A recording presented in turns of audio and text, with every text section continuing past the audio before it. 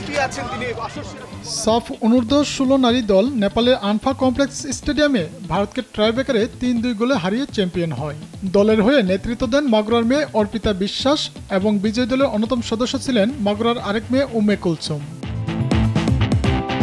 সংবর্ধনা অনুষ্ঠানে মাগুরা জেলা প্রশাসক প্রধান অতিথি হিসেবে উপস্থিত থেকে 2 নারী খেলোয়াড়ের হাতে সম্মাননা ক্রেস্ট প্রদান ও চেক তুলে দেন। অর্পিতা ও কুলসুমের জাতীয় পর্যায়ে এই অর্জনের জন্য তিনি ধন্যবাদ ও কৃতজ্ঞতা জ্ঞাপন করেন।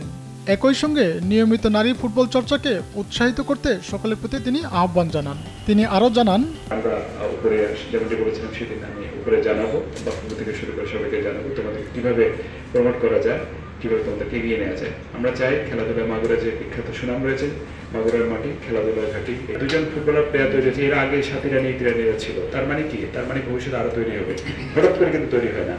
আমরা স্পষ্ট দেখতে পাচ্ছি ভবিষ্যতে মাগুরা দল থেকে, মাগুরা জেলা থেকে অনেক ফুটবলার চান্স পাবে বিভিন্ন টিমে। আমরা তাদেরকে ধরে রাখতে চাই, এই ফুলগুলোকে আমরা ধরে রাখতে চাই, যেন তারা অকালে ঝরে না পড়ে, আমরা সেটাকে খেয়াল রাখবো। ক্যাপ্টেন অর্পিতা বিশ্বাস জানান, ফুটবলকে ভালোবেসে মাগুরা শ্রীপুর উপজেলার গোয়ালদহ সরকারি প্রাথমিক বিদ্যালয়ের শিক্ষক প্রভাস রঞ্জন ও শহীদুল ইসলামের অনুপ্রেরণায় তিনি ফুটবল খেলা শুরু করেছেন।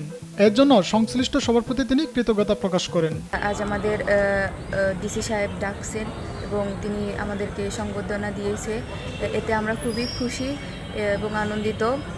তারা যদি এভাবেই আমাদের পাশে থাকে তো আমরা ভবিষ্যতেও ভালো কিছু করতে পারবো এবং মাগুরার নাম উজ্জ্বল করতে পারবো এবং দেশের জন্য ভালো কিছু করতে পারবো। অনুভূতি প্রকাশ করতে গিয়ে উম্মে কুলসুম বলেন, আজকে আমাদের মাগুরা জেলা থেকে ডিসি সাহেব আমাদের সংবর্ধনা দিয়েছে। আমরা অনেক খুশি এবং অনেক আনন্দিত।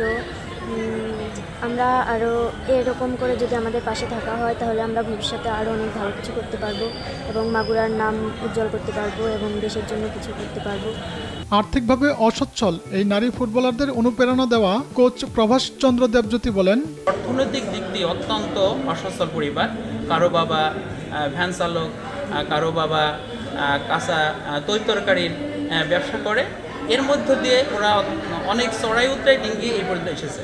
তাই এত বড় একটা সফলতা আমি যারা বিভিন্ন ঊর্ধ্বতন কর্তৃপক্ষ আছেন, যারা সচল আছেন, শিল্পপতি আছেন, আমি তাদের কাছে অনুরোধ জানাই যে এই মেয়েগুলোর অর্থনৈতিক দিকে একটু সচলতা যাতে ফিরে আসে, তাদের সাহায্য সহানুভূতি করার জন্য বলছি।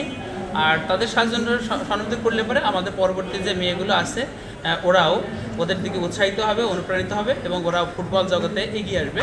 মাগুরার এই প্রত্যন্ত গ্রামটি থেকে সম্প্রতি 11 জন নারী ফুটবলার জাতীয় দল সহ বিভিন্ন বয়স ভিত্তিক দলে গুরুত্বপূর্ণ ভূমিকা রাখছে। এছাড়া বিকেএসপিতে এই গ্রামেরই অন্তত 28 জন খেলোয়াড় নিয়মিত ফুটবল প্রশিক্ষণ নিচ্ছেন। প্রতাপ কুমার কোচ, স্পোর্টস ডেস্ক, দেশ টিভি।